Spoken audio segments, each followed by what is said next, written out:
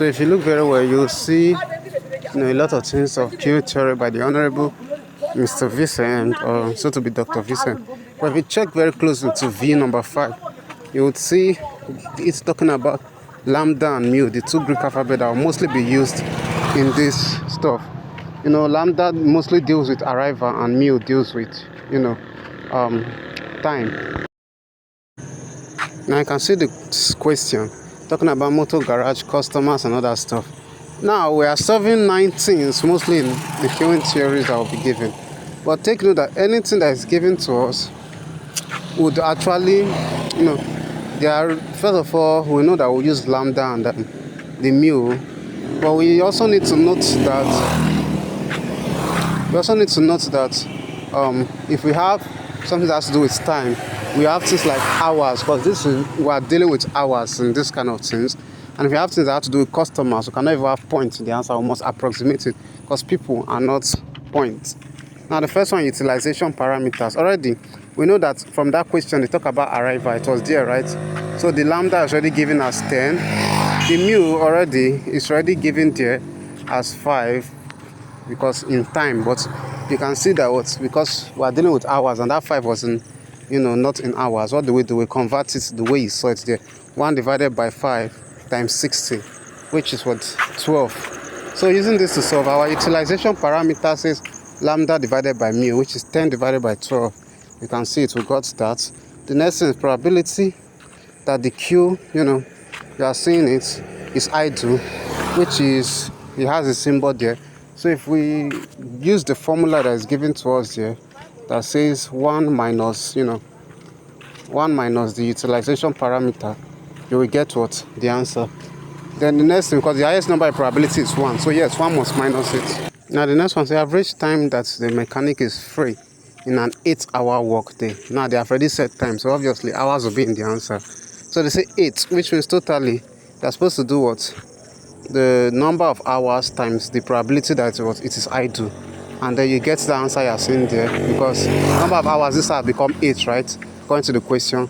The fourth one, say probability of 4 customers in the garage. You can see the formula, 1 minus normal p, which is the utilization parameter, then p raised to the power of the number of customers we're given, which in this case was 4 in that question there.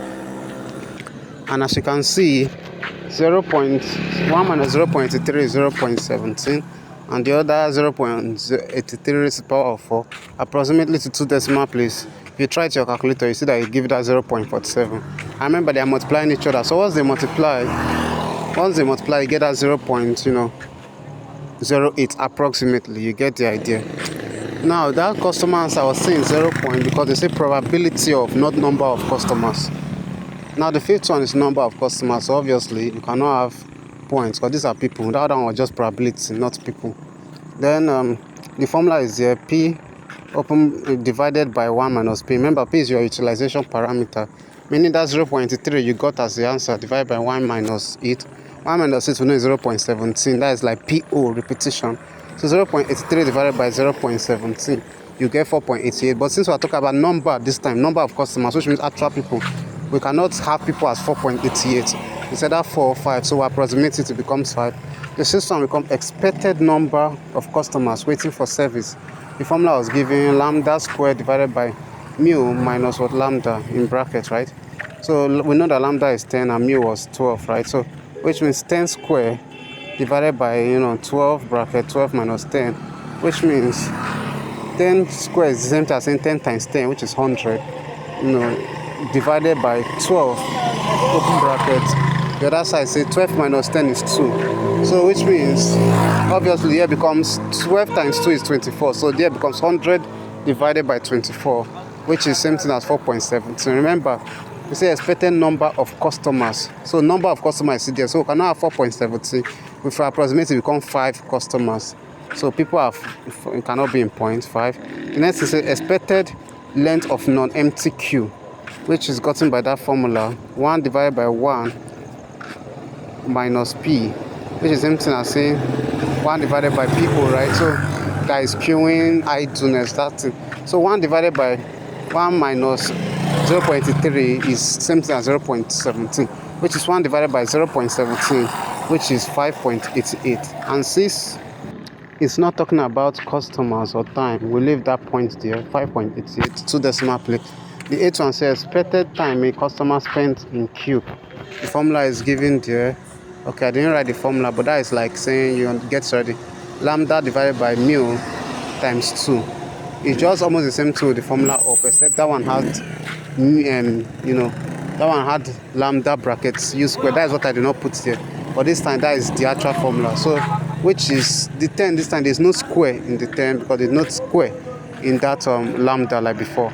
So, if you hear those become almost the same formula up, except there's no square, which means it's 10 over 24 because it's 10 divided by 12 times 2 numerally, which is the same thing as saying 0.42. Now remember that our mu is 12, so expected time. Now this one says time again, so obviously hours will come in. Expected time a customer spends in the system, which is 1 divided by what is it? Mu minus lambda. Remember, mu is 12, lambda is 10. Forget the way I wrote it there. So it becomes 1 divided by 12 minus 10, which is essentially 1 divided by 12 minus 10 will give you 2. So that is 1 over 2, which becomes 1 divided by 2 is 0.5 hours.